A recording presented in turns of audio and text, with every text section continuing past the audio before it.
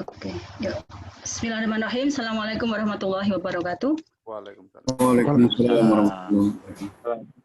Alhamdulillah kita bisa silaturahim virtual sekaligus belajar tentang hal yang mulai harus jadi perhatian untuk para 40s, mid 40s, 45, 46, 47, sudah bude-bude, pakde-pakde, mungkin sebagian malah sudah mbah, sudah punya cucu, yaitu tentang kesehatan jantung.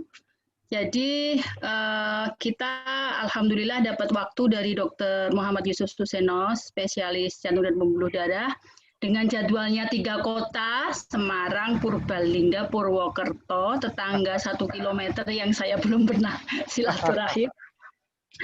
Ini alhamdulillah sore ini kita dapat slot waktu beliau. Dan untuk CV, tadi saya lihat Dr. Yusuf sudah menyiapkan di dalam slide presentasinya. Jadi langsung saja monggo Dr. Yusuf untuk menyampaikan paparannya. Biar pada waspada kesehatan jantung. Monggo, Dok. Oke, matur nuwun Mbak Nana. Assalamualaikum warahmatullahi wabarakatuh. Waalaikumsalam warahmatullahi wabarakatuh.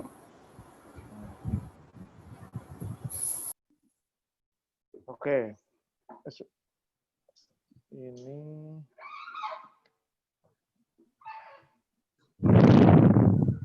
halo, Assalamualaikum. Suara saya jelas ya, Mbak? Clear. Oke. Jadi ya sakjane sih ngobrol-ngobrol langsung ya iso ya. Cuma ini biar apa jenenge ya, biar lebih tertata aja sih. Soalnya ngobrol mungkin orang ono sing diomongke sing jelas malah ora terarah. Jadi intinya saya bikin daftar pertanyaan super penting tentang jantung dan serangan jantung untuk teman-teman Alsta ini ya. Jadi intinya bahwa memang harus diakui bahwa penyakit jantung koroner ini merupakan penyebab utama kematian. Walaupun kalau sampai dengan sekarang nih kalah ya, tingkat penyebab kematian terkait COVID itu kalah ya. Saya merawat pasien usia 26 tahun ya dengan COVID dan on ventilator. Jadi COVID ini sekali lagi saya sampaikan teman-teman tidak bisa diabaikan gitu ya, itu satu. Nah, balik lagi ke jantung. Jadi sekarang ini yang mengalahkan jantung ini cuma COVID doang. Nah, dulu memang seringnya pada negara maju ya, tapi sekarang di Indonesia sudah banyak juga karena ternyata kan pola hidup yang berubah ya. Dan buat yang bertahan hidup, kalau langsung meninggal ora apa-apa ya wis bar ya. Tapi kalau yang bertahan hidup itu ternyata butuh banyak biaya dan BPJS itu harus diakui ya bisa membantu, tetapi kalau dibilang bisa memberi yang terbaik itu ya harus diakui agak ada kurangnya gitu. Nah, ini terus ya. Jadi kadang-kadang bisa menyebabkan kematian dini. Saya punya pasien yang terakhir saya pasang tuh stent 2 yang terakhir. Yang terakhir itu usianya udah 60-an tahun.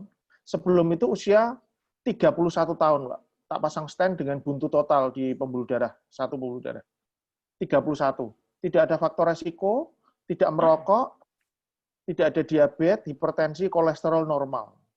Satu-satunya faktor risiko cuma keluarga, ayahnya itu ada yang kena stroke sama jantung usia tapi 60 tahun.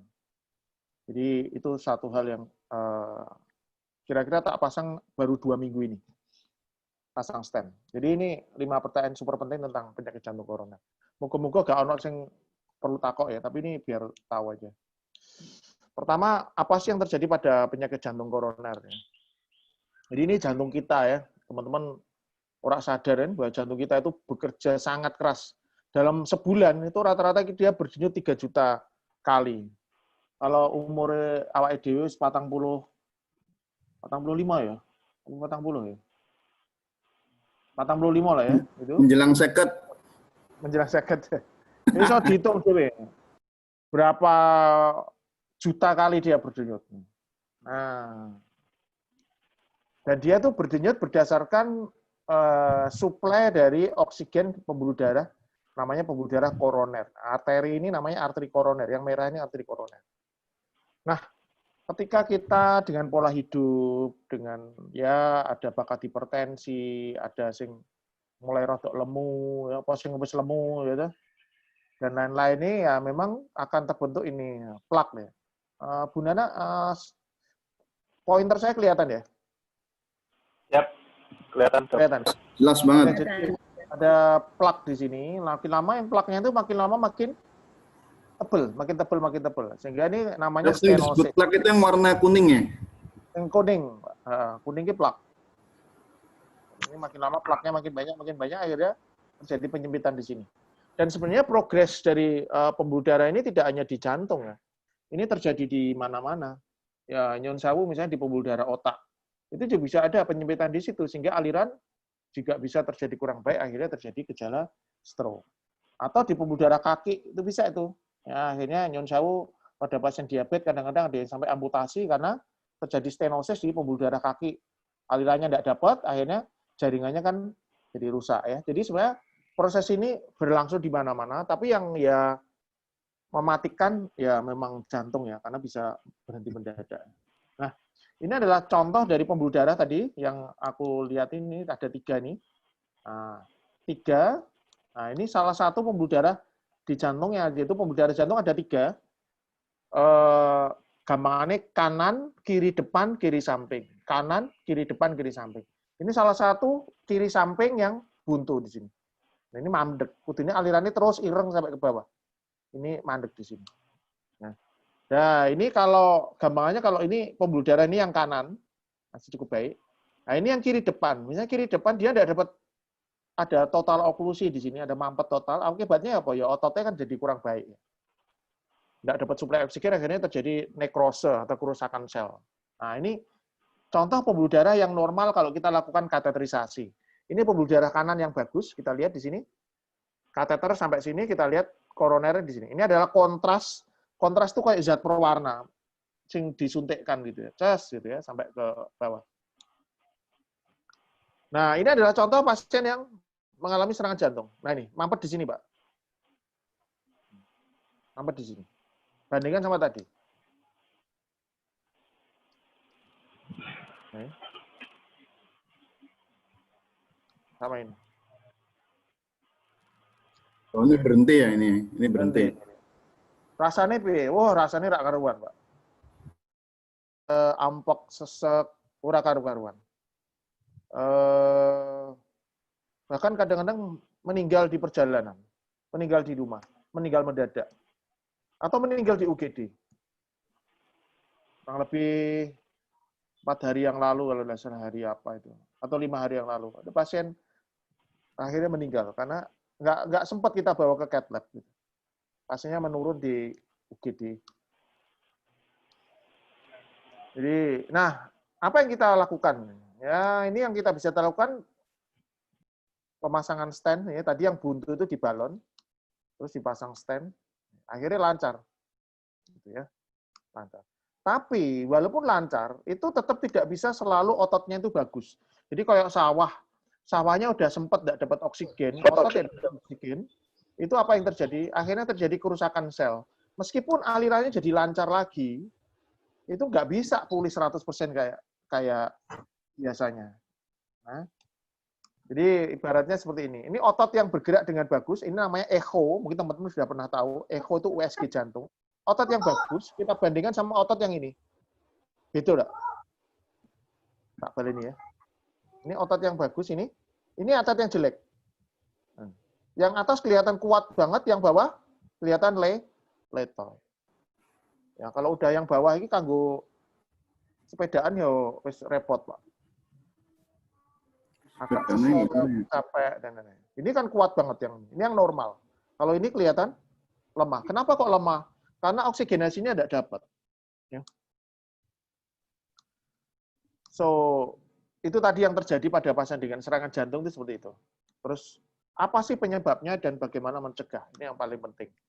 Karena sekali lagi aku bilang tadi, walaupun sudah dipasang stent, aliran baik itu waktu antara misalnya 1, 2, 3 jam dari serangan sampai terpasang stent itu kan otot tidak dapat oksigen. Akhirnya terjadi nekrose.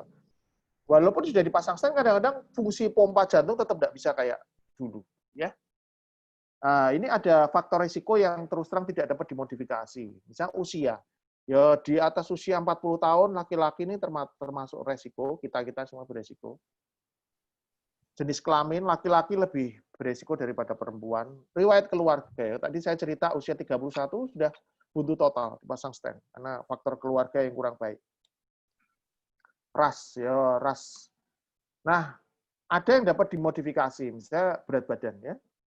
Pinggang lingkar pinggang, ya.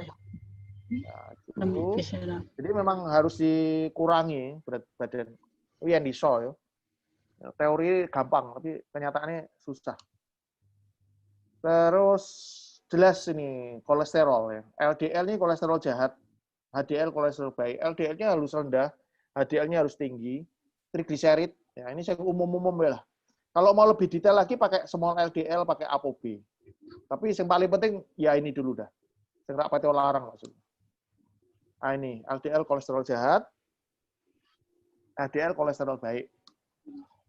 Nah, ketika gampangannya dengan kolesterol yang tinggi, ini pembuluh darah yang normal, Pak. Normal, baik, ada plak. Akhirnya ruang pembuluh darah di sini makin sempit, akhirnya tinggal segini. Kalau tinggal segini artinya kan suplai oksigen jadi kurang bagus. Apa akibatnya? Ya pasien akan jadi nyeri gitu ya. Nah ini juga ya, merokoknya nggak oleh. Pokoknya yang cilik Pak. Karena dari fakta ya memang rokok itu mengandung lebih dari 4.000 material toksik. Ya tapi rokok jadi ini ekonomi tidak jalan ya, tapi ya lah. Nah, terus faktor resiko berikutnya adalah tekanan darah tinggi. Tekanan darah tinggi ya jelas ya teman-teman semua sudah tahu bahwa yang perlu diatasi apa? Kontrol rutin dan minum obat. Satu hal pertanyaan yang sering ditanya, Dok kalau minum obat anti hipertensi nanti mengganggu ginjal apa enggak? Mengganggu lain-lain apa enggak? Setiap obat selalu ada resiko, efek samping. Tetapi antara tidak diobati dengan diobati lebih besar manfaatnya diobati. Nah, kalau misalnya sewu hipertensi tidak diobati, ya malah terjadi gangguan yang lain-lain, ya. Jantung, ginjal, saraf, dan lain-lain. Nah ini, gampangannya ini peningkatan ketika sistolik itu tekanan darah yang atas ya makin tinggi, maka resiko stroke, cardiovascular disease juga makin meningkat, stroke juga meningkat, heart failure atau gagal jantung juga meningkat. Jadi makin tinggi rata-rata tensi, maka kejadian ini makin meningkat. Ini dari penelitian. Tapi memang gini, dulu itu kalau tidak salah Presiden Roosevelt ya, kalau di Amerika itu, dulu kita berpikir orang makin tua itu wajar kalau tensi makin tinggi. Ya, makin. Makanya Presiden itu waktu tensinya 200 itu tidak diobati, Pak. Tapi ternyata dari penelitian, ini yang kita dapat. Jadi antara anggapan kita sama penelitian itu beda. Ya. Nah ini adalah contoh-contoh ini tak ambil dari guideline ya. Ya ini dilewati apa-apa lah. Intinya kalau bisa untuk menurunkan atau tensi itu berat badan bisa diturunkan, kemudian diet yang sehat, jangan terlalu banyak makan garam, boleh makan yang banyak kalium, physical activity ditingkatkan, ya, kemudian alkohol nggak oleh. Nah ini target tensi ini terjemah kewe. Intinya target tensi kalau kita ada faktor risiko yang lain, misalnya ada diabetes, ada gemuk, kolesterol tinggi dan lain-lain, kalau bisa di bawah 130 atau pas 130. Diastolnya kalau bisa pas 80 atau kalau bisa di bawahnya. Itu kalau kita ada faktor resiko yang lain.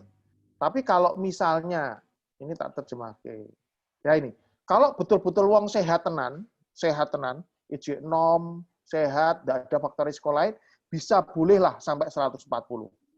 Ya, bisa bawahnya bisa sampai 90. Tapi kalau sebaiknya menurut saya tetap 130/80 itu maksimal, pol. Ini G0 140/90. Boleh gitu ya. Tapi tetap kalau bisa 130/80. Nah, ini intinya tidak semua harus dengan obat, tetapi ada non farmakological terapi. Ya, tadi apa ya tadi tuh? Lifestyle ini sih tadi. Nah, ini semua adalah selain obat. Masalahnya kadang-kadang ya orang iso 100% baik. Jadi ya terpaksa harus dengan obat. Nah, ini. Karena ternyata dari penelitian ketika kita menurunkan berat badan, nah, dia akan menurunkan 5 mm Hg, Pak. Dietnya baik, menurunkan bisa sampai 11 mm. Kalau kurangi garam bisa sampai 5 mm. Jadi artinya selain obat, misalnya awake dhewe tensinya 150, kalau kita dietnya membaik, berat badannya diturunkan, mengurangi garam, sodium garam, itu mungkin bisa tanpa obat. Bisa tanpa obat. Physical activity juga bisa ini, menurunkan. Ya. Jadi intinya tadi tidak selalu obat, tapi kalau memang terpaksa ya harus obat. Karena kalau saya, itu tadi guideline bilang kalau sehat-sehat bisa sampai 140. Tapi kalau saya tetap pilih kalau bisa di bawah 140/90. Nah, juga diabetes. Jelas ini diabetes di mana-mana semuanya setuju bahwa itu merupakan faktor risiko ke jantung. Kapan kita punya bakat menjadi diabetesi? Kalau ada keturunan, pola makan yang nggak baik ya, obesitas jelas ya, kurang olahraga. Indonesia itu nggak cuma korupsi, Pak. Nggak cuma COVID, tapi diabetes juga peringkat 4 dunia. Ya ini orang enak buat teman-teman yang mungkin sudah ada gejala diabetes, tapi harus hati-hati karena 2 dari 3 diabetesi itu nyun sewu kena jantung dan stroke. Dan kalau kena jantung, maka resiko kematian itu lebih tinggi pada pasien yang dengan diabetes. Ya kalau mencegahnya ya balik mau, pokoknya yang sehat-sehat, ngurangi gorengan, protein hewani gitu. Olahraga, olahraga. Olahraganya piye? Nah ini. Kalau bisa sih ini 150 per menit. Kalau moderate intensity, misalnya jalan kaki, jogging, itu moderate intensity 150 menit per menit per minggu. Jadi sehari minimal 30 menit. Tapi kalau dia intensitasnya tinggi, saya lari gitu, nah itu 75 menit enough. Jadi 15 menit sehari. Tapi ya DW menurut saya kita nggak usah terlalu ngoyo lah. Ambil yang moderate intensity aja, jogging, sepedaan santai, renang gitu ya, 150 menit per minggu. Jadi 30 menit 5 hari dalam 1 minggu. Terus ya menghindari stres. Ya ojo terlalu stres. Karena dari penelitian itu antara stres sama penyakit jantung ya cedak, Pak. Kancanan. Sholat. Asal ora kejegur ya tak apa-apa sholat. Atau nonton. Karena ruang ini namanya. Atau nonton Gus Baha. Aduh. Jadi pilihannya antara nonton Riyad Jenaka apa ngrungokke Gus Baha itu. Ben lucu-lucu ya. Riyad Jenaka umur berapa, Pak Dokter? Umur berapa Riyad Jenaka? Ya umurmu toh. Umuran kita pasti. Ya.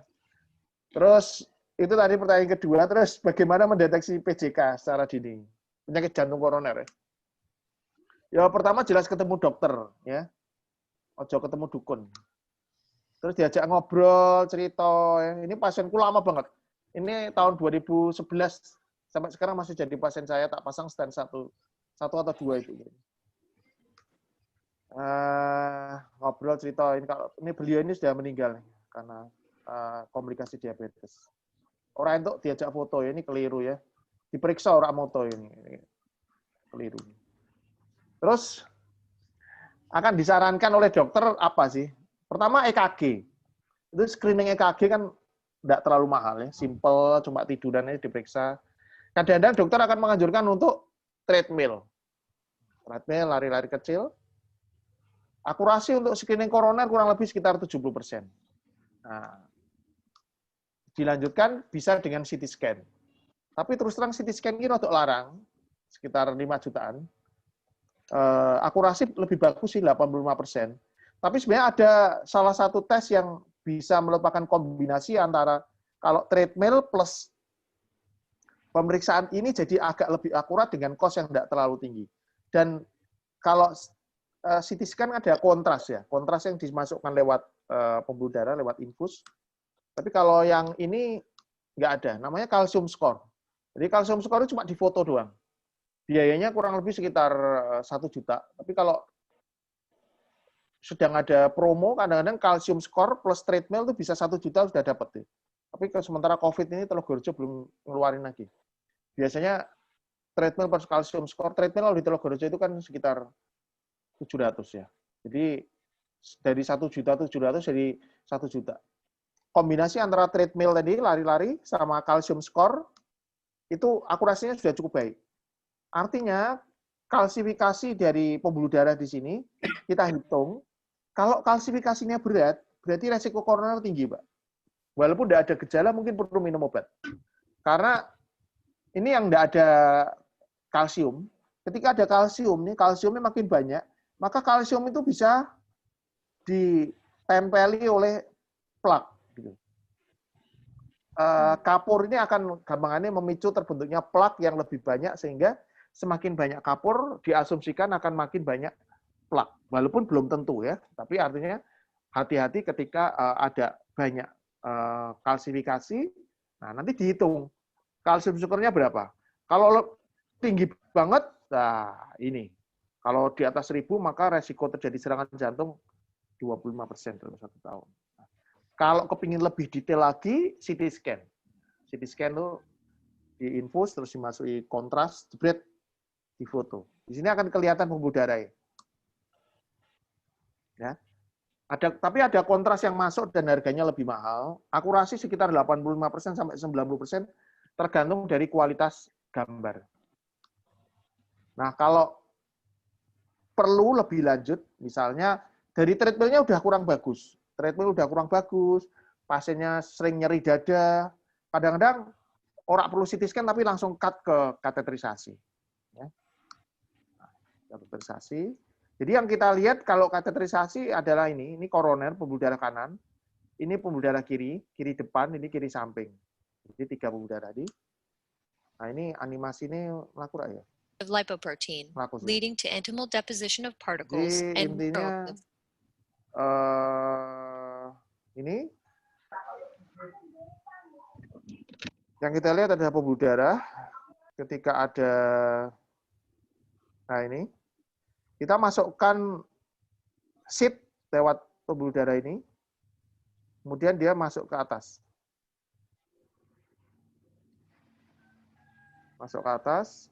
terus sampai ke jantung. Kemudian kita nilai penyempitannya, kemudian kita lakukan, nah ini, di kawatnya masuk dulu, kemudian dilakukan balon. Nah ini di balon, habis di balon, plak yang tadi udah mulai rodok buka gitu, kemudian dipasang stand. Standnya dimasukkan, pasang stand, terus balon sama kawatnya diambil lagi, disisakan stand-nya di situ. Jadi ini adalah contoh dari pemasangan stand. Now, oftentimes what we're doing is getting access to the radial artery, which is a small artery that sits right under the thumb. The radial artery is small, smaller than the femoral artery, and that would be a limitation in years past. But as equipment has evolved, jadi tidak semuanya harus lewat pembuluh darah besar, bisa lewat tangan.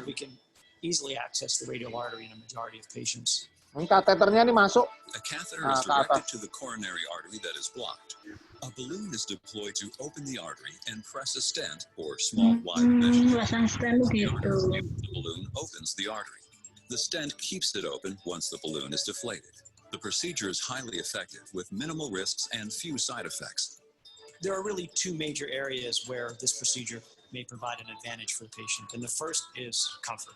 Immediately when we're done, we take the tube out. We usually put a bandage or a little device on to control the bleeding. And the patient can sit up immediately after the procedure.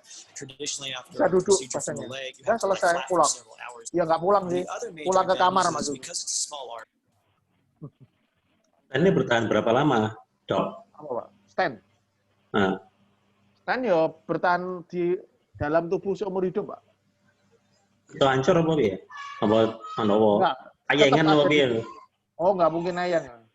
Logamnya ora saka besi. Dulu awal-awal dari besi, stainless steel. Sekarang pakai platinum atau copper. Platinum. Ya, jadi udah. Jadi ini tadi kateterisasi kalau perlu dipasang stent. Terus pertanyaan keempat, nah ini saya ngomong sing rodok gawat ya. Gimana sih gejala dan tanda serangan jantung?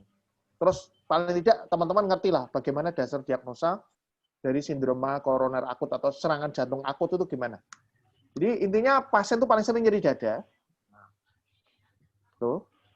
Jadi kriteria menegakkan serangan jantung, kalau nggak UGD, ada saudara yang sakit jantung atau apa, itu dokter harus mengandalkan 3 ini. Kalau ada 2 dari 3, berarti memang tegak ke suatu serangan jantung. 1, nyeri dada. 2, EKG. Ketiga, enzim jantung. Enzim jantung itu darah, diambil dari darah. Pertama nyeri dada, ampek, rasa ndak enak, kalau ditimpa benda berat, panas, kayak terbakar, kayak ora enak lah, pokoknya mungkin dodon ini ora enak. Dan nyerinya ndak selalu di kiri ya, bisa di kanan, bisa di dagu. Aku pernah dapat pasien udah dicabut giginya tuh. Ternyata koroner, iwas dicabuti gigi, sebenarnya koroner. Terus epigastrium ini sering pasien menyangka sakit mah. Ternyata jantung koroner. Ini nyeri punggung juga bisa. Pasien yang kemarin di 31 tahun tuh ini nyeri dada di kiri sampai ke punggung. Kadang-kadang ditambah ini mual, muntah, keringat dingin, cemas. Cemas karena jelas nyeri banget jadi cemas. Sesak, mulai sesak. Nah, itu tadi dasar diagnosa pertama kan anamnesa atau subjektivitas dari cerita pasien. Oh, nyeri dadanya ke arah sini, oh berarti mungkin jantung. Nah, terus dokternya kan melakukan EKG. Nah, ini EKG. Ya, ini gampangnya nanti ada grafik yang kalau kita lihat ini namanya ST segmen. Ada ST segmen sebetulnya normalnya sakmene, Pak. Nah, ini EKG ini akan naik, namanya ST elevasi. Atau sebaiknya bisa juga ST depresi. Pokoknya intinya dari EKG kelihatan. Nah, kemudian kalau sudah 2, misalnya dari anamnesa udah nyeri dada, 2 EKG-nya sudah jelek, kita sudah boleh menduga, oh ini serangan jantung. Tidak perlu menunggu hasil laborat. Nah, apalagi kalau yang namanya serangan jantung yang akut, yang ST elevasi ini tidak boleh nunggu. Terapi kateterisasi itu tidak boleh nunggu. Karena kalau nunggu butuh 2-3 jam, padahal kita berpatu sama waktu. Semakin lama kita menunggu, semakin otot tidak dapat oksigen, maka kerusakan sel makin banyak. Tapi kalau kita meragukan, agak ragu, EKG-nya tidak terlalu jelas atau gimana, boleh kita tunggu terapi menunggu hasil enzim jantung. Jadi ketika sel otot yang tidak mendapat oksigen itu mengalami kerusakan, maka ada enzim jantung yang naik, namanya troponin. Ini yang paling khas. Atau CKMB. Kalau rumah sakitnya tidak punya troponin, punya CKMB. Tapi ya gini ya, tidak semua pasien jantung yang berat itu selalu enzimnya naik. Itu tidak selalu juga. Jadi ini tidak bisa selalu dijadikan patokan juga. Jadi harus kombinasi antara 3 itu. Jadi apa yang harus dilakukan? Ya, obat. Kalau teman-teman punya obat yang biasa diminum untuk jantung, misalnya isosorbit atau merek dagangan yang paling keren, aku tidak disponsori ya, namanya Sedocard. Itu boleh ditaruh bawah lidah kalau memang udah biasa minum itu. Terus kalau ada aspirin, pengencer darah boleh diminum. Kalau memang curiga itu suatu serangan jantung. Terus segera ke dokter, kalau perlu ke UGD. Kalau ke dokter praktek kelamaan, kita harus menyingkat. Kalau orang-orang kan time is money ya, waktuku duit. Tapi kan awalnya dewe dokter jantungnya time is muscle. Jadi waktu itu otot. Makin lama, makin banyak otot yang hilang. Karena kalau kelamaan ya akhirnya meninggal. Nah, pertanyaan kelima, terapinya apa yang ana serangan jantung? Ya, 1, pengobatan yang optimal. 2, kateterisasi jantung, pemasangan stent tadi sudah tak jelaskan. Ketiga ya bypass. Ya. Kalau ini the heart muscle. Bypass. After the anesthesia takes effect, the surgical area will be scrubbed with a special disinfectant. Kapan dilakukan bypass? Ketika PCI tidak memungkinkan, atau pasang stent terlalu banyak stent, gitu. Atau pada pasien dengan diabetes penyempitannya banyak, ya bypass saja. Karena pada diabetes maka resiko penyempitan lagi di dalam ring tinggi. Incision down the middle of the chest. Diinsisi. The breastbone is then separated, the heart sac is carefully pulled back, and the heart is examined. At this point, the doctor will remove the necessary graft vessels for the artery bypass. Most commonly, an artery from the chest called the mammary artery and/or a vein from the leg are used. However, an artery from the arm or wrist may also be used. Once this is done, the bypass procedure can continue. At this point, the heart will need to be cooled to keep it still. During this time, the heart will be connected to the heart-lung bypass machine. After giving a large dose of a blood-thinning medicine called heparin to make sure that the blood does not clot, the surgeon will connect the heart to the heart-lung bypass machine with a plastic tube. Blood from the heart is then sent to the bypass machine through this tube. Jadi jantungnya dihentikan, terus diganti oleh mesin. Nah ini mau tak balik nih, maaf. Ternyata the heart muscle. After the anesthesia, the blood simply bypasses the heart and lungs, but still reaches the rest of the body. After being connected to the heart-lung bypass machine, each of the blocked coronary arteries will be carefully inspected. The surgeon will determine the ideal place to attach the new vessel or vessels. Usually, the vessel is sewn into an area below the blockage and then into a location in the aorta. When your heart resumes its normal function and can support your body with its own pumping ability, it will slowly be removed from the heart-lung bypass machine. Because everyone's heart is different, the time it takes to be removed from the bypass machine varies. If your heart is slow to return to its normal function, several options are available to help it regain strength. These include medication through your IV or electrical stimulation from small thin wires called pacing wires. Kadang-kadang ketika sudah disambung, Pak, pengen diaktifkan lagi, butuh bantuan karena kadang-kadang nggak bisa langsung bergerak lagi. Your heart beat normally until your own heart's electrical system has recovered. These wires are placed directly onto the surface of your heart and will be left inside your chest during your hospital recovery. Usually, these are temporary and should be removed prior to your going home. But in some patients, the wires may need to be replaced by a permanent pacemaker. Several chest tubes will also be placed inside the chest to collect any fluid that drains into. Intinya gue, nah ini contoh nyata dari bypass. Muga-muga ora apa-apa ya, sing kita wedi rasa nonton. Aduh.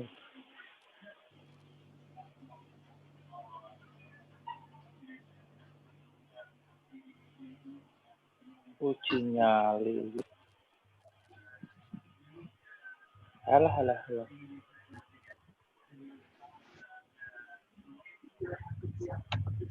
Oh, kayak gitu ya.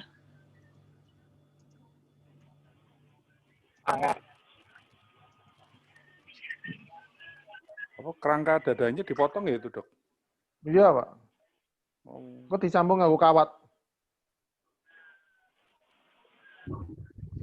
Ini di siset digoleki pembuluh darahnya. Terus temennya yang di bawah itu nyari pembuluh darah kaki. Nah ini. Dan ini terus yang kaki diambil itu lagi ngambil dari kaki. Gitu, pembuluh darah kaki, pembuluh darah vena. terus dicangkok. Nah, setelah bagus diambil, dicangkok, tempel ke pembuluh darah koroner yang mau kayak gitu. Jadi kalau tidak salah yang atas itu internal mamar itu. Ya pasien, jadi kalau bypass ya pasien ini sepenuhnya ditidurkan. Nah kemudian ya flat, jantungnya kan mandek. Nah, pas mandek disambung, diganti oleh mesin. Diganti oleh mesin, terus disambung. Nah, ini durip ke meneh. Ini disambung ya, sambung.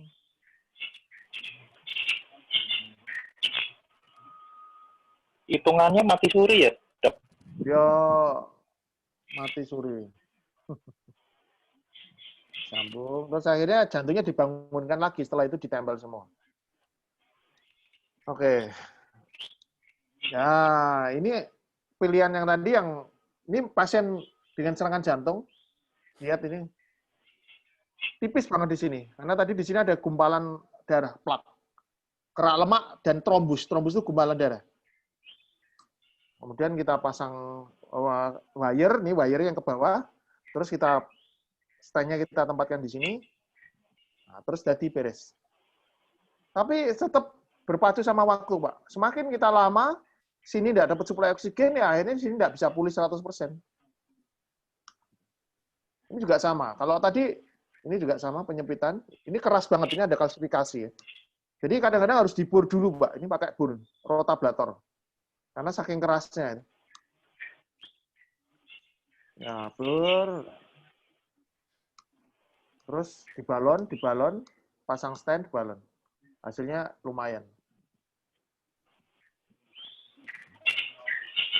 Jadi kesimpulannya, jadi sehati murah, Pak. Sakit, nah makan biaya. Mencegah lebih baik, lebih mudah daripada mengobati. Nah ini intinya sehatlah, bismillah. Hindari stres, penting hindari stres. Cek ke dokter keluarga dan dokter jantung. Dan sekali lagi kalau ada teman atau saudara atau tetangga yang kita loro jantung dan gejala serangan jantung, kita berpacu sama waktu. Itu yang paling penting ingin tak sampaikan. Terus teman-teman pernah baca ya, Miracle of Endorphin. Intinya bahagialah, ojo stres-stres. Karena endorfin itu cukup bagus untuk dinding pembuluh darah. Oke, terima kasih. Wassalamualaikum warahmatullahi wabarakatuh. Waalaikumsalam. Waalaikumsalam. Assalamualaikum warahmatullahi wabarakatuh. Oke. Ini kita baca yang di chat box dulu atau pertanyaan langsung dulu? Baiknya. Chatbox aja, chatbox. Chatbox dulu ya? Ya, oke. Pertama, bedanya nyeri dada karena jantung dengan GERD, Dok. Nyeri dada jantung dengan GERD. Ya, ini intinya satu. Kalau GERD itu biasanya berhubungan dengan misalnya makan, telat makan, atau makanan tertentu, ya toh? Karena itu jelas ke lambung kan, makanan tertentu, stres gitu. Terus dia sering pada posisi tidur, karena ketika tidur asam lambung meningkat. Ya. Tapi kalau jantung yang khas adalah dia tidak ada hubungannya sama makanan atau apapun, dia berhubungan lebih banyak ke aktivitas. Misalnya capek, makin capek, makin tidak enak dadanya. Ketika istirahat, orak patio loro. Ngerti nggak Mas Gur? Tapi kalau GERD, mau jalan, nggak jalan, sama saja. Satu. Terus, kalau mau dicoba, pakai obat namanya isosorbit atau sedokat itu tadi, kalau jantung biasanya akan berkurang. Walaupun pada bahasanya beberapa GERD juga bisa berkurang. Tapi kalau pada jantung biasanya berkurangnya cepat. Gitu. Karena obat ini melebarkan pembuluh darah. Gitu. Tapi lebih penting meneh ya jadi screening. Jadi ketika kepingin memastikan ke dokter, engko di EKG, di treadmill, kalsium skor kalau perlu. Kadang-kadang plus echo itu USG jantung. Tapi kalau untuk ke koroner lebih banyak echo sama kalsium skor. Kalau ada pertanyaan per tahun treadmill kalsium skor, sebenarnya tidak wajib harus selalu per tahun. Kalau kalsium skor biasanya pertambahan tidak dalam per tahun langsung naik, kecuali kalau maaf diabetes, kolesterolnya tinggi dan lain itu bisa sih. Tapi kalau misalnya enggak, ya 2-3 tahun sekali sih oke. Kalau treadmill tergantung. Kalau enggak ada risk faktor sama sekali, sehat tenan, ya mungkin tidak harus tiap tahun, 2-3 tahun sekali. Tapi kalau ada faktor risiko diabetes, tensi, usia yang, keluarga, faktor risiko keluarga, mungkin lebih baik setahun sekali lebih baik. Gitu. Mas? Perubahan dari tensi rendah ke tinggi kok tiba-tiba bisa gitu.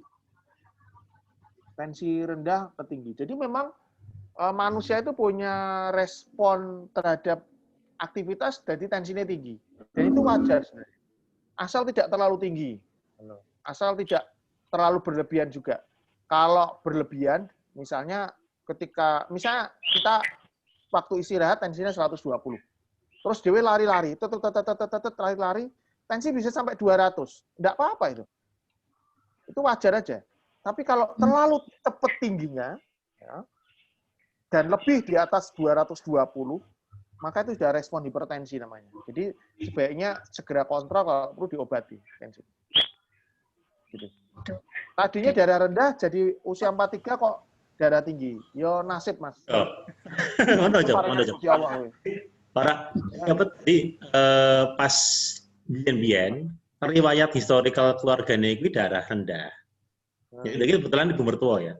Nah, kok ibu pas mulai menginjak sepuh itu kok berubah jadi depresi dokter darah tinggi gitu. Jadi gini, ketika usia makin lanjut, itu pembuluh darah mengalami perubahan, Pak. Dia elastisitasnya berkurang. Ketika elastisitas berkurang dan lain-lain, akhirnya dia rodok mengkeret gitu, vasokonstriksi. Akhirnya tensi makin tinggi. Ya memang perjalanan manusia kayak ngono, Pak. Jadi memang itu perubahan koyok uban. Koyok uwan, Pak. Jadi makin umur ya uwannya tambah. Pembuluh darah juga gitu. Biar kan elastis banget. Jadi dia bisa tengah. Ketika jadi tensi itu salah satunya dipengaruhi oleh vasodilatasi pembuluh darah sama mengkeret, melebar, mengkeret. Kalau faktor usia ini wis ora iso kaya ngene meneh. Dan wis sering metenteng, Pak. Nah, metenteng. Akhirnya tensinya munda.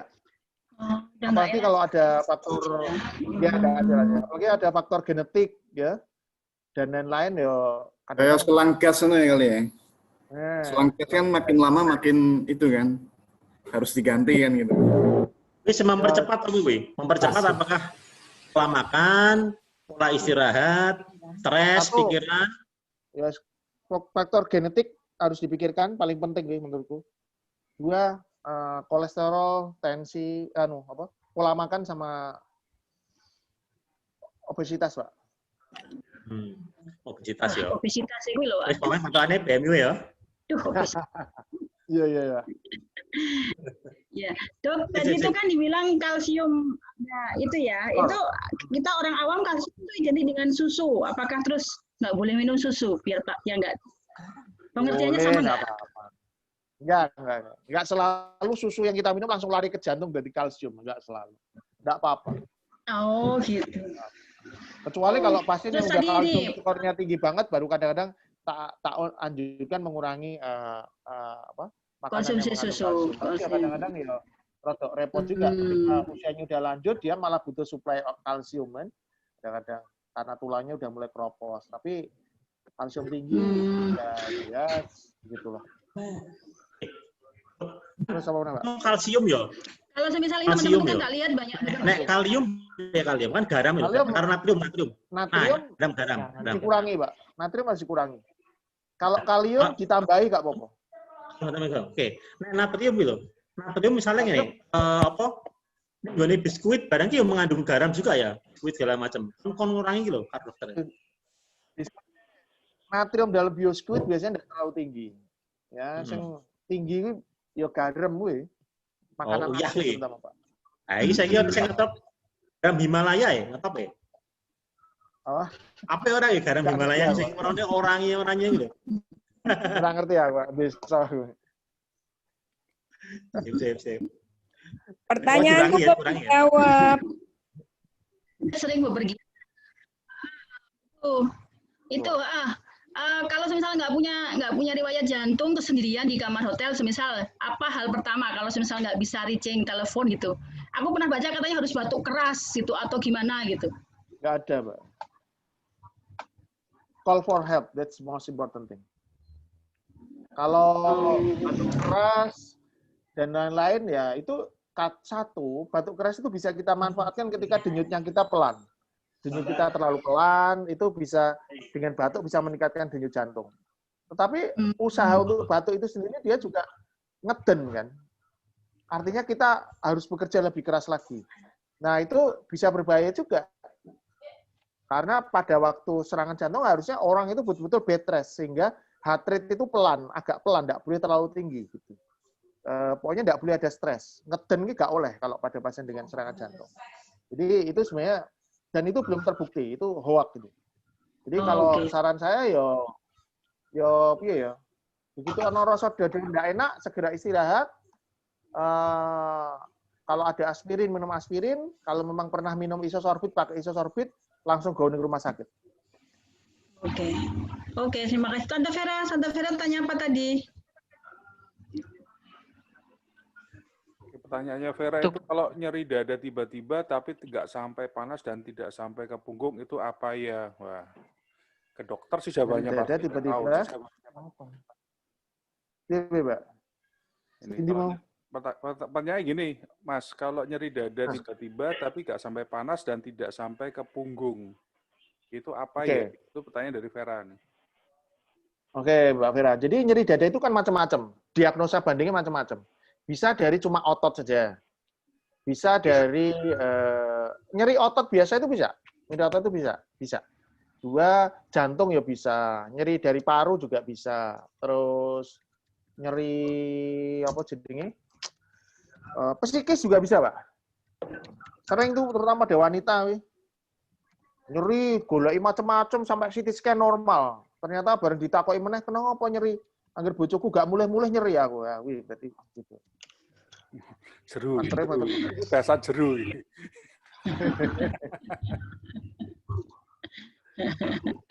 Tante Desi nanya tuh, Tante Desi harusnya tuh.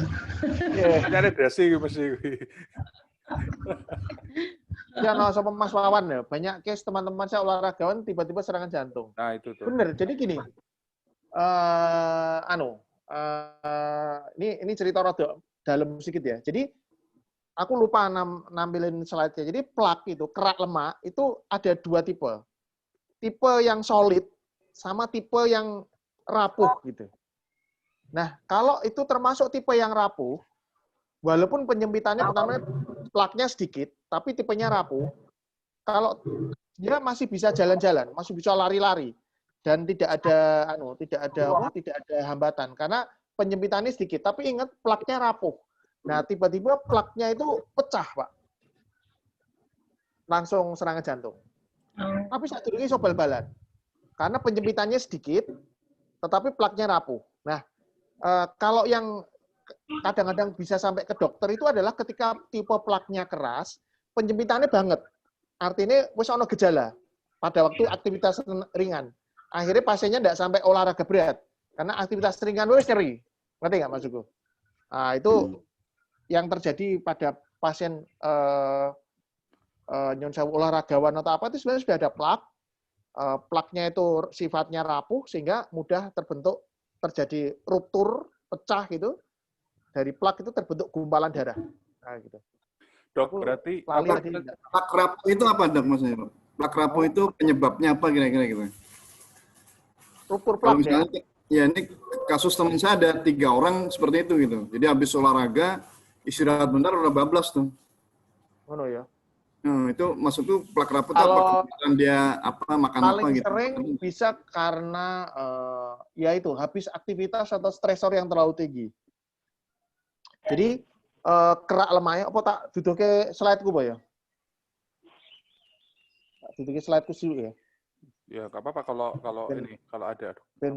Ben delok. Ora, tapi cuma gambaran plak aja sih. Jadi tadi mana ya? Nah, ini. Ini kelihatan ya? Ya.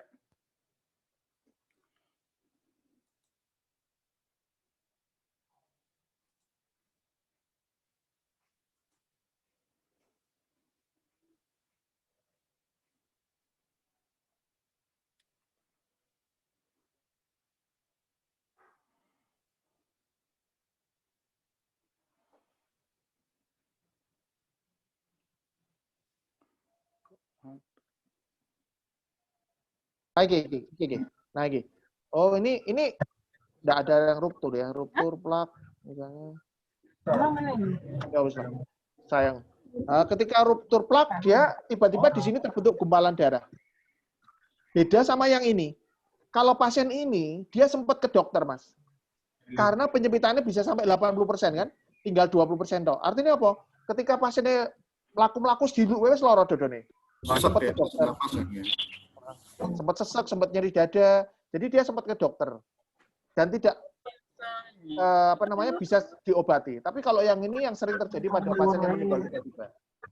Nah, salah satu yang menyebabkan ruptur plak adalah stres yang terlalu berat. Orang-orang marah-marah terlalu berat. Olahraga yang terlalu berat itu bisa juga menyebabkan ruptur plak. Jadi umur awake dhewe ora usah terlalu berat-berat, Pak. Oke, berarti gini ya, Mas Dok. Kadang-kadang kan banyak kejadian kayak ini, adik kelasku bar futsal nggak ada karena jantung. Itu karena mungkin karena presurnya tinggi, heart rate-nya tinggi, terus pecah gitu kan, mungkin bisa, Dok. Atau sepeda kita kadang-kadang kalau lagi rombongan kan oyak-oyakan itu biasanya kan gitu. Kalau kita masih baru kan kepancing nih ya kan, kepancing untuk ngejar. Nah, itu karena saya ngalami dulu, aku neng Simpang 5 muter ngelihat yang lain kenceng, kita ikut kenceng kan. Nah, kadang-kadang kita nggak ngukur nih. Mungkin nah, menurut Mas Yusuf parameternya apa sih, kapan kita harus waktunya kita berhenti dulu nih, kita break dulu nih.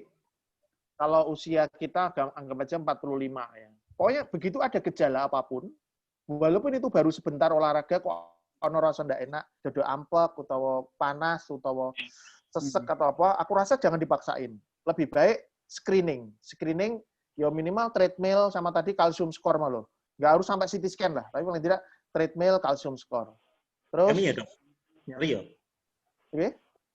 Nyeri mandek ya? Nyeri atau ampek atau dia ojo dipaksa. Itu yang pertama. Tapi misalnya enggak ada keluhan sama sekali. Kapan kita harus berhenti?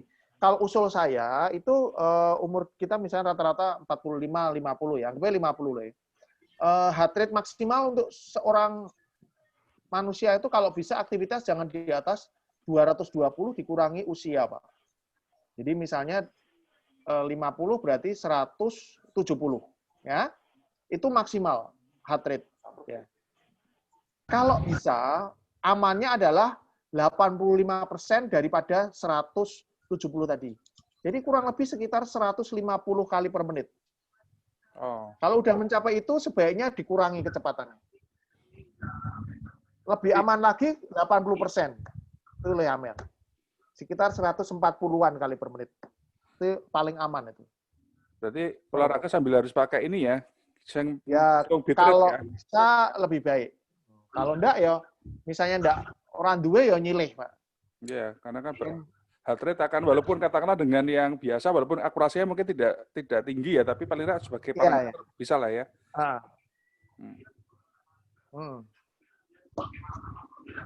Oke.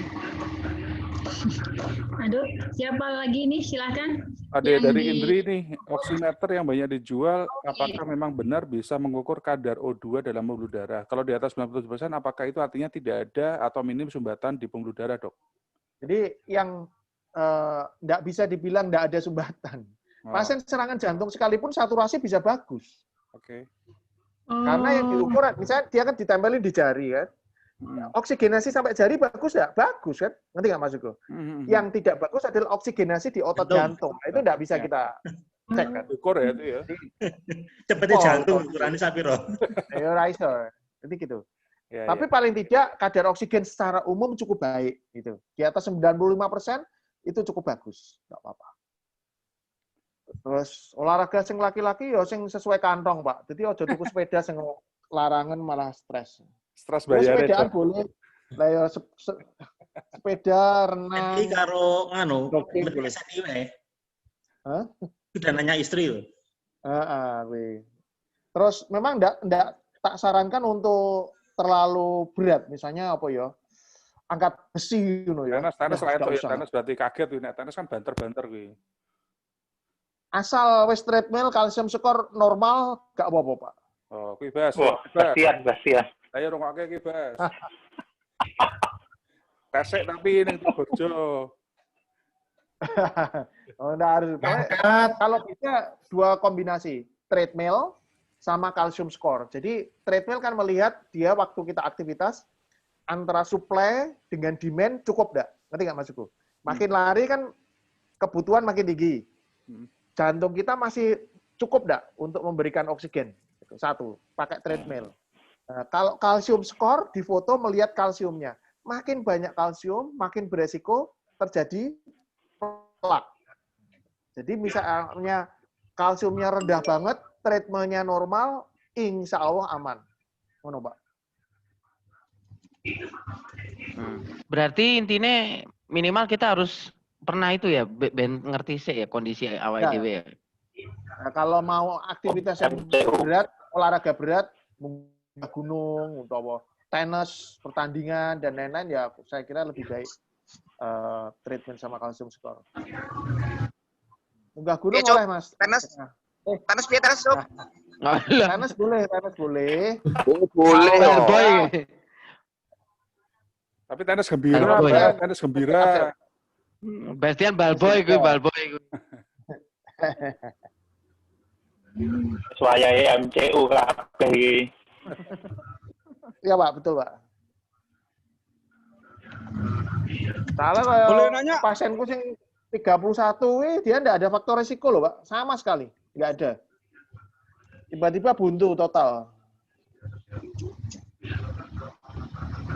Katakan apa, Im? Pak Dokter, ya, makasih. Pak Dokter Yusuf. Coba. Mungkin saya salam dulu. Assalamualaikum. Waalaikumsalam. Satu sebelah saya. Siap. Gini, Pak Dokter Yusuf. Bagus.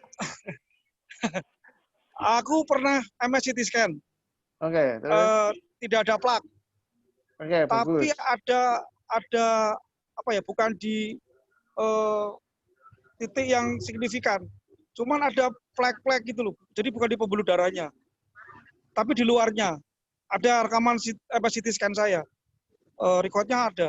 Terus dokter bilang, ini bukan penyumbatan. Cuman dia sendiri bingung. Saya juga nggak tahu nih apa. Nah mungkin bisa dijelaskan ke saya. Kira-kira apa ya?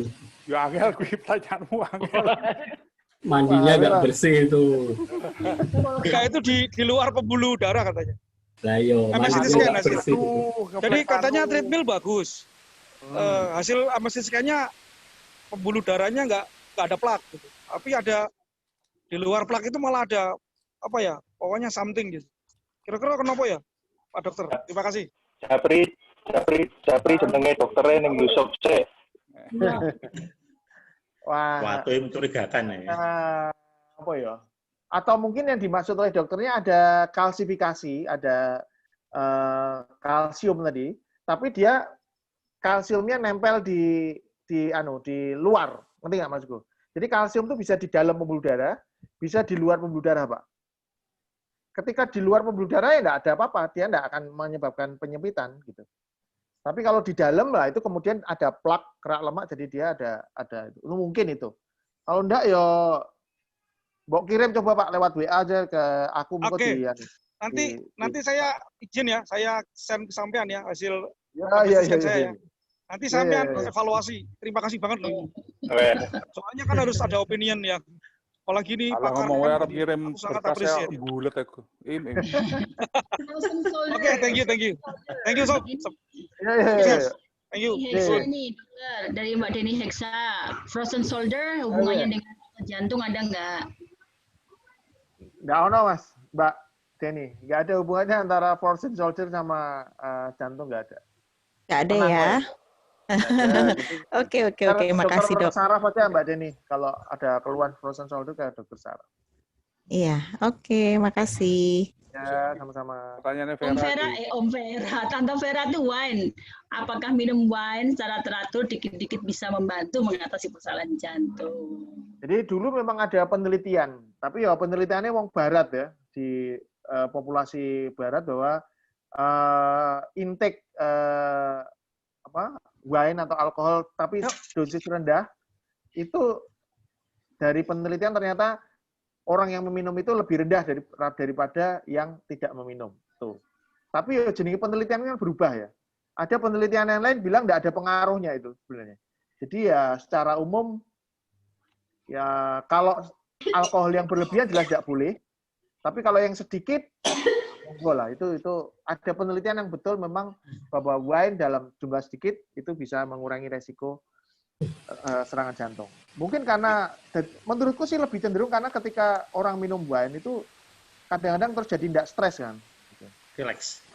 Relax, tidak stres, hormon-hormon endorfin jadi lebih tinggi sehingga resiko itu lebih rendah. Menurut saya sih gitu. Jadi yang misal seneng ngeloni anak itu kan tidak harus minum wine kan larang kan, ngeloni anak kan murah. Yang murah conggiang yang murah. Ini tahun lawas ki pas bayar malah stres ya. Mana ya? Itu tuh dok, itu loh Tante Vera tanya sedikit yang disebut sedikit itu seberapa tuh dikejar. Ya, kalau nggak salah 1 sloki mbak. Wah tuh Fer, 1 sloki. Fer, tolong sip cukup. Tapi bukan anu ya kandungan yang tinggi ya. Tapi wine ya itu 1 sloki kalau nggak salah. Ya wine kalau amer cukup lah. Yang penting aja menjadi gembira sama-sama. Maksudnya ngombene bareng. Rame-rame itu lho, ngombene rame-rame. Nek DWA terus bayar. Gaduan. Ya. Halo Pak Yusuf. Iya. Yusuf, salam nih. Puji, balik papan. Oh iya. Puji. Keren. Alhamdulillah. Alhamdulillah. Sehat. Ya, mau tanya, aku kan terus terang setahun sekali tuh ada medical check up, EKG sama treadmill. Jadi selama ini nggak apa-apa, tapi kok dari tahun ke tahun kok treadmillnya makin lama makin loyo tuh. Dulu 15 menit, sekarang 10 menit terus ngos-ngosan. Kira-kira ada apa kayak? Ada gejala ya? Gejala tambah tua Pak. Gitu. Dulu kok biasa kan ada target 90%, 15 menit. Sekarang 80% aja udah nggak kuat. 10 menit aja udah. Jadi memang semakin treadmill semakin panjang menunjukkan bahwa jantungnya makin baik. Paling tidak dia punya kemampuan exercise yang lebih bagus. Makin pendek artinya biasanya olahragamu apa sih? Jogging sama sepeda. Apa mungkin juga berkurang kanunya, intensitasnya? Iya, berkurang juga sih. Nah, kalau berkurang ya treadmillnya akan cenderung berkurang itu. Oke. Kapasitas fungsional capacity akan berkurang. Jadi ya salah satu caranya dengan ya olahraga lebih baik, turunkan kowe kan wis ora lemu ya. Jadi ya olahraganya lo diakai, Pak. Ya udah mungkin kayak apa? Kayak Mas Agus Mas Boim mungkin bisa tak kirim hasilnya, Pak. Oh iya, benar. Oh iya. WA ya. Iya. Oke. Oke, mantap. Oke, makasih. Pertanyaan Tante Vera itu, Dok, dijawab, Dok. Oke. Overall aktivitas seksual termasuk cukup baik, Pak. Mbak Vera. Itu kan ada penelitian yang bilang bahwa yang lebih sering melakukan hubungan seksual umurnya lebih lama, jantungnya juga makin sehat. Kalau menurutku hubungannya sama exercise, itu jelas kan ya? Aktivitas seksual juga exercise. Kedua juga stresnya juga turun. Sehingga endorfin meningkat, jantung juga lebih baik. Saya kira segitu. Berapa kali lah itu nanti Dok. Karena misalnya mau dihitung ya aktivitas ya, berarti apakah akan mengurangi jatah 150 menit per minggu itu? Karena itu kan yang dibakar kalorinya kan tinggi. Enggak ada. Orang nih guideline atau itu kalau sudah dikurangi itu berapa menit terus orang ya enggak? Betul. Ya, siap. Rasa ngakali, Rip. Rasa ngakali. Oke, Dok. bicara tentang faktor hereditas keturunan gitu ya. Saya dari garis bapak saya kan juga jantung, koroner, dan obesitas juga. IBM saya 34, saudara-saudara. Itu kayaknya kok ya perpaduannya asik ya. Alhamdulillah sih diabetes nggak ada. Cuma yaitu obesitas dan dari keturunan. Aduh, gimana ya itu ya? Oke, Mbak. Ya, sepenting rutin cek laborat. Kalau ada diabetes, minimal 6 bulan sekali tak sarankan untuk cek gula darah puasa, 2 jam, kolesterol, trigliserid, ya.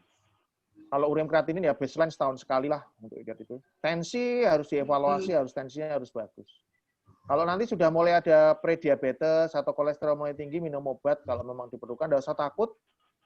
Kalau tanpa obat malah beresiko ke ginjal dan lain-lain lebih tinggi daripada tidak minum obat. Terus ya mungkin ya kui kapan-kapan treadmill Mbak karo kalsium skor kalau mau. Oke. Nanti kalau ada paket hemat Telogorejo tak kabarin. Ya kui di-share kui. Siap. Kita kan panitia pahir lah. Mas maghrib ya, Mbak? Ya. Oke. Marah mau maghrib. Udah 5:30 ya. Berarti ini ditutup saja. Terakhir, Dok.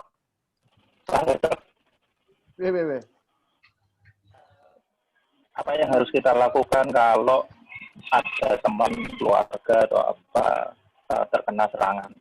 Nah, itu kan sering kita dapat apa namanya cerita kayak gitu. Nah, itu yang tips yang paling ini selain langsung telepon ya ke rumah sakit atau apa.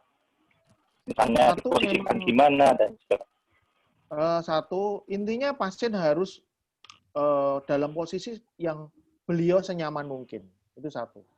Kalau dia posisinya di dalam rumah, dalam posisi duduk, ya biarin duduk. Kemudian sambil kita persiapkan untuk ke rumah sakit, ya dia yang senyaman itu. Kalau teman-teman punya oksigen di rumah, boleh pakai oksigen di rumah. Kalau misalnya yakin ini mengarahnya ke serangan jantung karena beliau ada diabetes, ada hipertensi, dan lain-lain, boleh kasih aspirin. Ya, misalnya 2 tablet aspirin yang kecil tuh jadi 200 atau kalau pokoknya antara sekitar 200 mili itu boleh dikasihkan. Terus kalau ada isosorbit atau sedokart itu merek dagangnya itu boleh dikasih di bawah lidah atau mengurangi. Terus ke mobil kalau bisa digotong ya supaya beliau nggak harus jalan karena kita harus menurunkan kebutuhan oksigen seminimal mungkin pada waktu pertolongan pertama itu. Itu aja sih. Kalau kayak batuk dan lain-lain sih aku tidak menganjurkan karena batuk sendiri itu kan effort. Artinya kita kan butuh oksigen lebih lama. Kecuali kalau teman-teman yakin itu misalnya denyut nadinya pelan banget ya. Ngerti nggak Mas Gu? Bahwa itu pakai ini jadi di bawah 50 gitu. Jadi 30 sekian atau 40 sekian boleh itu disuruh batuk. Karena itu akan memicu refleks supaya denyutnya lebih kencang. Tapi kalau enggak, jangan dipaksain. Nanti malah jadi bahaya. Saya kira sih gitu Mas. Oke. Ya, thank you, Dok. Oke. Terima kasih dokter untuk uraiannya. Matur nuwun. Ini sekalian informasi nanti hari Kamis jam 7 malam Dr. Yeni akan menemani kita berbincang tentang kesehatan reproduksi. Boleh tadi nyambung ke pertanyaan Tante Vera. Ya. Nanti hari Kamis jam 7 malam. Teman-teman Mbak Yus, foto apa dong? Foto saya ini belum foto. Siapa silahkan yang mau motret? Om Arif biasanya. Ya nyalain dong ininya gambarnya. Oh ya gambarnya nyalain semua. Nyalain semua. Oke, bentar. Udah ya. Oke. Wait, 1, 2, 3. Oke. Saya siji. Kan kita ada 2 ini nih.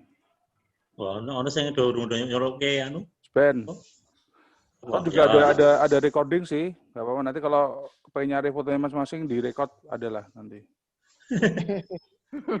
Ya wes. Oke. Ya benar udah memarip. Sip, suwun. Ya, monggo. Oke, sampai ketemu ya nanti teman-teman hari Selasa malam jam 7. Sorry kok Selasa Kamis. Kamis jam 7 malam. Oke, terima kasih. Waktu Indonesia Barat apa? Matur nuwun semuanya. Matur nuwun. Waalaikumsalam. Waalaikumsalam.